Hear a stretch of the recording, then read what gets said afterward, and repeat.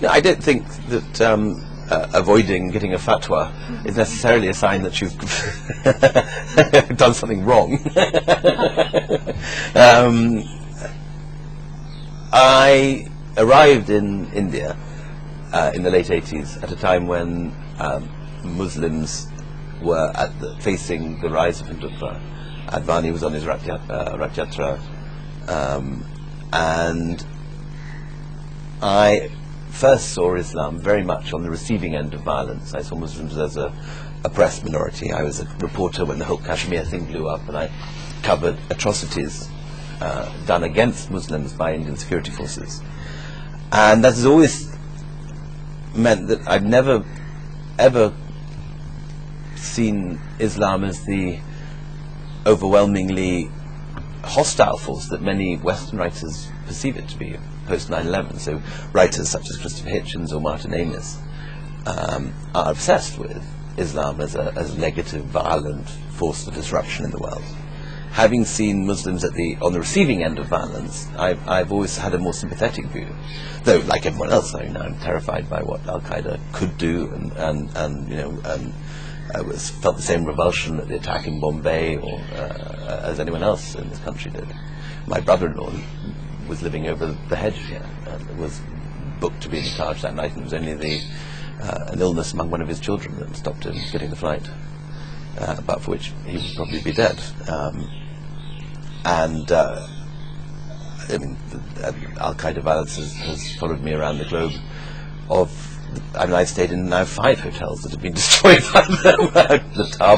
the Taba Hilton, the Pearl Continental in Peshawar, the Marriott in Islamabad, the Taj in Bombay, and the Oberoi in Bombay. And so I seem to have a bad record with hotels. So yes, I'm as terrified as anyone else by what Al Qaeda has done, and by the unrelenting hostility of the wider sort of jihadi. On the other hand, I spent a lot of time in Palestine. I know the issues that make Muslims angry. I've seen terrible things done in Kashmir. So I think I'm probably more sympathetic to Islam than many Western writers are at the moment.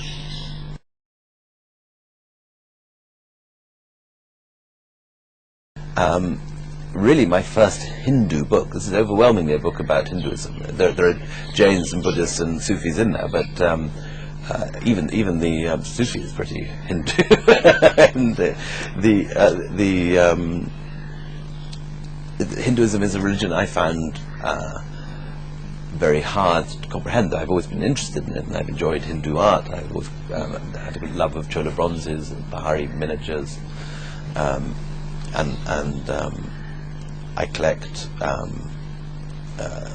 have a collection of 18th century Karnatakan Shiva heads. I've long been interested in Hinduism and into the Hindu aesthetic, but I've found it a much more difficult religion to come to terms with, and this is my first attempt really to grapple head on with Hindu issues. Okay. In terms of your work, your stage appears to be the margins of history, the margins of contemporary stories, the margins of genres. So is it out of design? I don't think anyone could call Delhi a place on the margins, which is my most successful book here. Delhi is, after all, the capital city.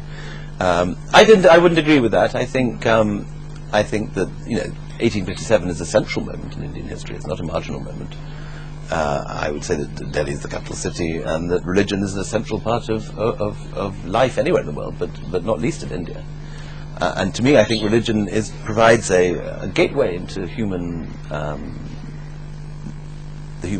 mind, the human condition, as much as anything. Many writers famously use sex as a way of getting to the heart of human beings. To me, it seems that religion is every bit as useful a motorway to the human heart as anything else, and how people react to devotionally their spiritual yearnings. These things lie at the heart of the human condition, and these are really legitimate subjects of inquiry and central, I'd say, not marginal.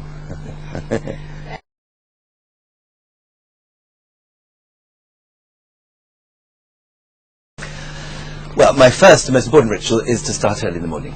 when I find that my particular mind has greater clarity, and that all my clearest thinking and best ideas come sort of before breakfast. Actually, if I can really get up early and get down to work and get the emails done, and well, actually even avoid doing emails till after breakfast. If you can really think about what you have to do and come up with a plan before breakfast, it's by far the most successful way of behaving.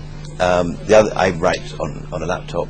The other ritual is I print out at the end of every day and do one edit before I go to sleep, and then do another edit when I get up first thing in the morning. So if I've written 3 pages the day before, I'll take it to bed with me. I'll have a last go at it in bed with a pencil on a printout. And if I'm being disciplined, the first thing I'll do when I wake up, when my wonderful Stella in the kitchen brings me my morning cup of coffee, is I grab that thing and try and, sometimes in bed, sometimes out on the terrace if it's winter, we'll sit and go over it. Again, because you have this clarity when you first wake up. I'm quite a quick, I jump start quite quickly.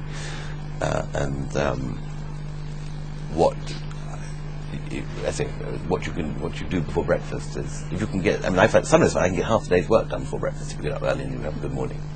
Because by then the phone calls start, people drop by, bills need paying, the internet needs mending, whatever it is,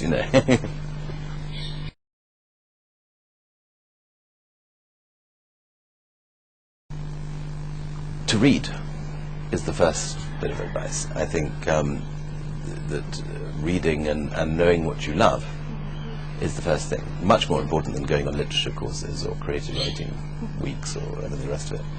To really fall in love with a particular type of writing or a particular novelist, and to learn to appreciate its qualities is the best way of honing your mind to doing it yourself.